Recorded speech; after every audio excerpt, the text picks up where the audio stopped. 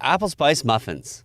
It's one of my favorite things to eat. Quick and easy, these Apple Spiced Muffins are so tasty, they disappear almost as quick as you can make them. Besides, you know what they say, an apple a day.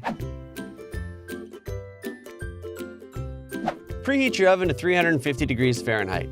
In a large bowl, cream together a half cup of can of butter and 2/3 of a cup of golden sugar. Add 2 eggs, beat until smooth.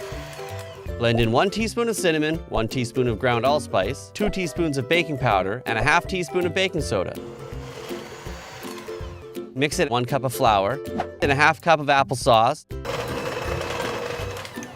Then add the remaining half cup of flour and applesauce until just blended together. Pour batter into greased muffin pans 3/4 of the way full. Bake for 25 minutes, checking doneness with a toothpick. Cool on a wire rack, and enjoy.